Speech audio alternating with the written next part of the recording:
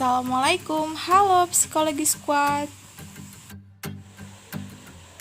Perkenalin, nama aku Afifah Zahra dari STAI Al-Hikmah Jakarta, Prodi Pendidikan Agama Islam.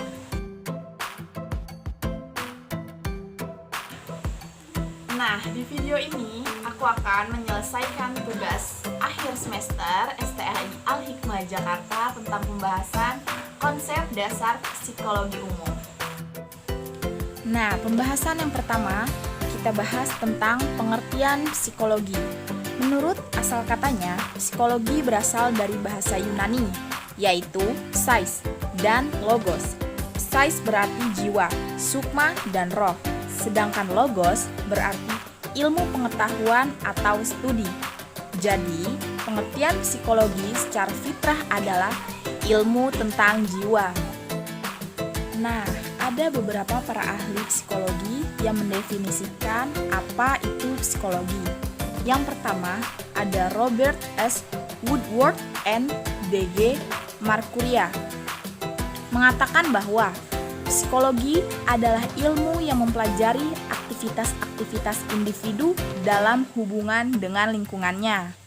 Yang kedua, ada Gardner Murphy, yaitu psikologi adalah ilmu yang mempelajari respon yang diberikan oleh makhluk hidup terhadap lingkungannya. Dan yang ketiga ada Clifford T. Morgan, yaitu mengatakan psikologi adalah ilmu yang mempelajari tingkah laku manusia dan hewan. Nah, sekarang kita mengenal yuk para ahli psikologi yang mendefinisikan apa itu psikologi. Yang pertama ada Robert S. Woodward dan D.G. Marcuria.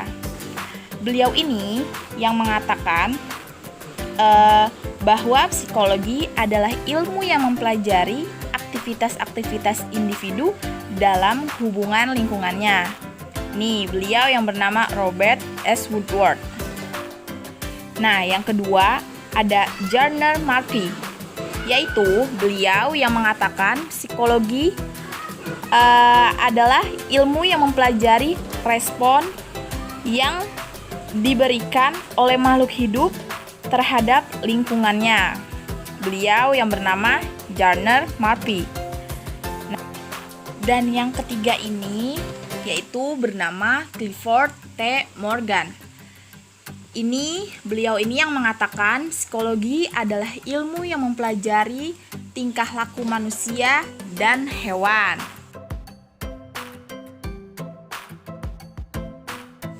Jadi dapat didefinisikan psikologi adalah cabang ilmu pengetahuan yang mempelajari tingkah laku manusia dalam hubungannya dengan alam sekelilingnya.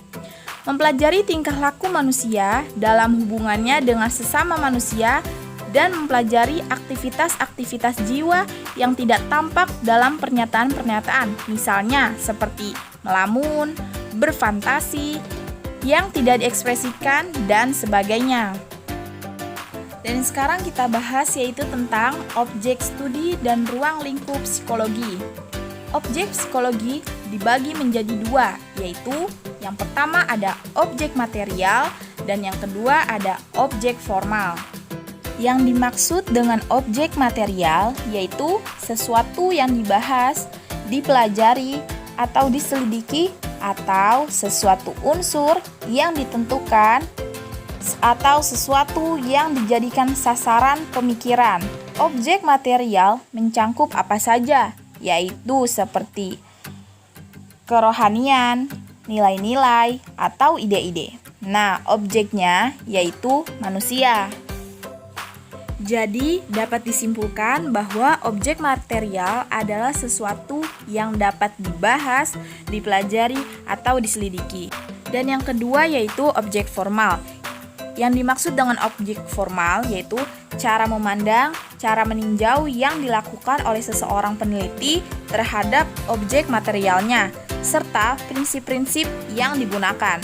Objek formal digunakan sebagai pembeda ilmu yang satu dengan ilmu yang lain, seperti psikologi, antropologi, dan sosiologi.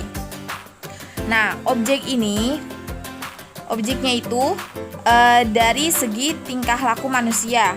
objek tersebut bersifat nyata. Jadi dapat disimpulkan bahwa objek formal adalah cara memandang dan cara meninjau objek materialnya. Lalu psikologi dibedakan menjadi dua, yaitu pertama psikologi umum.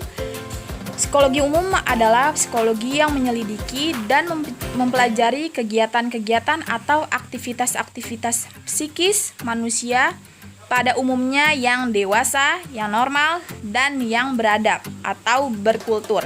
Macam-macam psikologi umum ada. Yang pertama ada psikologi perkembangan, yang kedua ada psikologi sosial, yang ketiga ada psikologi pendidikan, yang keempat ada psikologi kepribadian dan tripologi, yang kelima ada psikologi psikopatologi, dan yang keenam ada psikologi kriminal. Nah, psikologi yang kedua itu ada psikologi khusus, yaitu psikologi yang menyelidiki dan mempelajari segi-segi kekhususan dan aktivitas psikis manusia. Baik, segitu saja yang dapat saya sampaikan mengenai konsep dasar psikologi umum. Semoga bermanfaat untuk kita semua. Kurang lebihnya mohon maaf. Wassalamualaikum warahmatullahi wabarakatuh.